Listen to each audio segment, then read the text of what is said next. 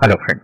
Now let us take up OFG-6. This is the sixth program in our OCA-JP Feel Good web series.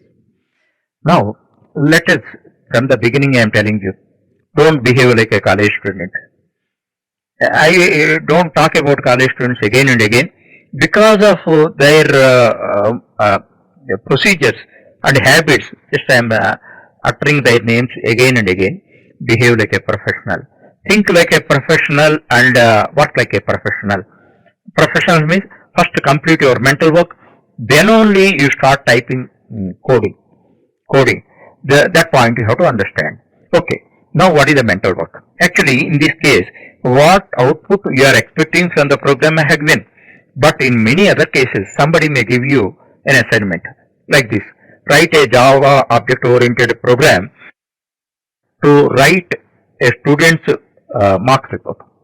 Then what they expect? You know student's mark report, how it is, what is the format, what are the contents and all that. In such case, what you have to do? You have to first write like this. This is the task of your program, or otherwise it's a destination of your program. You should have clarity. In your road journey also, or any journey, if you do not know about, if you don't have clarity about your destination, lot of chaos is there. Here also, what you are expecting from the program, you must have 100% clarity. You should not have any bit of doubt also. Okay, that point you have to understand. Then in such case you write. Not only data, format is very important. Actually, college goers never bother about format and all that. Like in mathematics, if they get results, that is enough. But here, you behave like a professional because you are attempting your OCA-JP exam. That's why behave like a professional and in a nice, elegant format you write. Now, this format I have chosen. You may take a better format if you know. Okay, that is over. Thereafter, let us start our mental work. Why mental work is required? Actually, many students are having starting troubles. Why starting troubles? Their brain does not know about this programming. That's why they get several doubts. Until brain takes charge over the task, you get doubts or you may fail. A simple example I give you. I think you might have learned cycling, bicycle riding in your childhood or sometime. Definitely you must fail 3-4 times. Then only you could achieve the control. What is the secret? What is the process in that? Actually, your brain does not know about bicycle riding. That's why it is not able to take charge over that. That's why it is not able to give you correct software. That's why you are failing. After 2-3 failures and all that, your brain takes charge over that. How to ride a bicycle. Then you start giving instruction to your hardware, hands, legs, eyes, etc. and all that. Then 4th attempt or 5th attempt you will be successful. Then your brain completely take charge over that. You may really amaze how you failed earlier attempts and all that. That is the reason, because your brain does not allow you to get hurted. So that's why it takes care of your safeguard. That's why you never fail. In programming also, initially because all new things are there, that's why your brain does not give you instructions. That's why obviously you commit some error.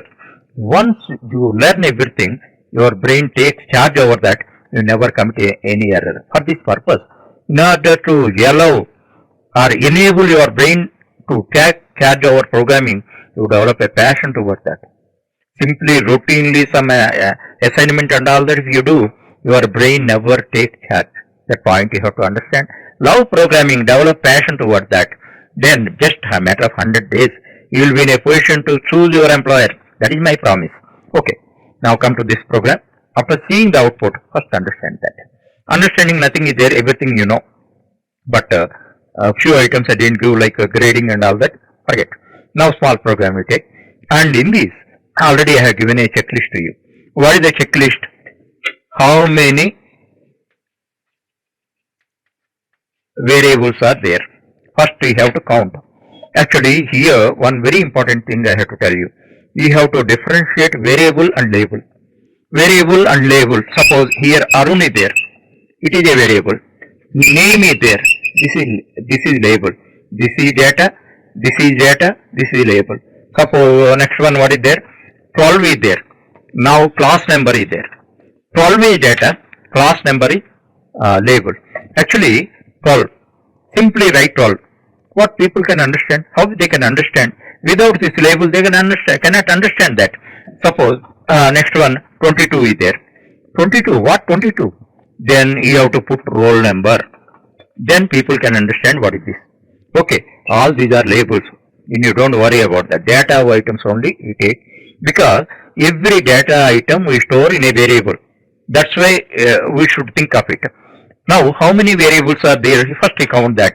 Here, student name, class number, roll number, names of 3 subjects, marks in 3 subjects, totally 9, total marks and average marks. Totally 11 variables are required. Okay, out of 11 variables, 9 are input variables, because we have to enter.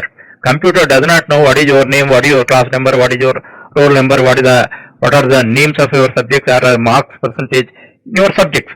All that you have to give input. That's why these 9 instance variables with the correct names you have to define, correct type we have to choose.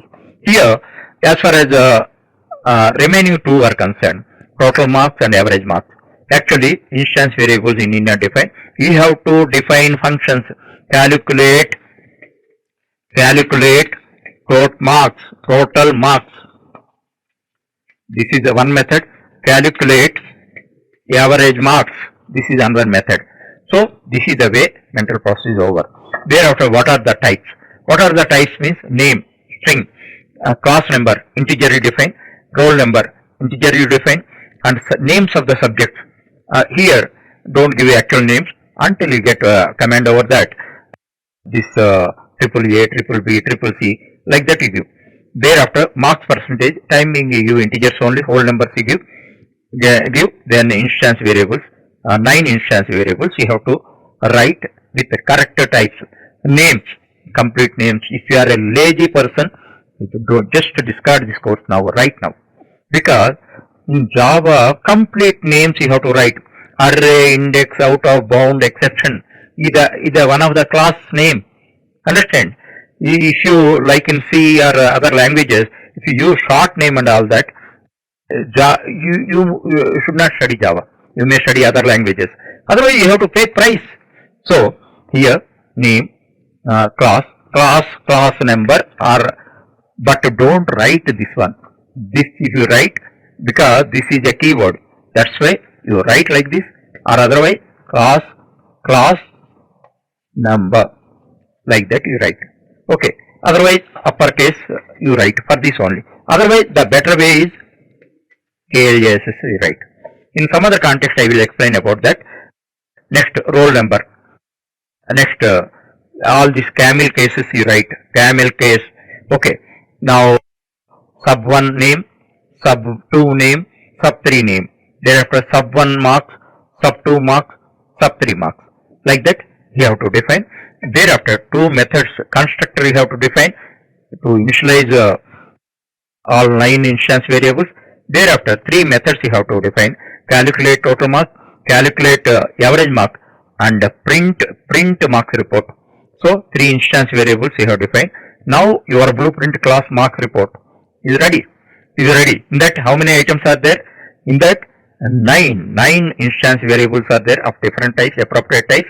1 constructor is there, and 3 instance methods are there. One is calculate total mark, second one is calculate average mark, third one is print report or demo report. So, 3 instance methods are there. This is the mental work. This is the way professional people think. Then your mental work is over, then only start your physical work.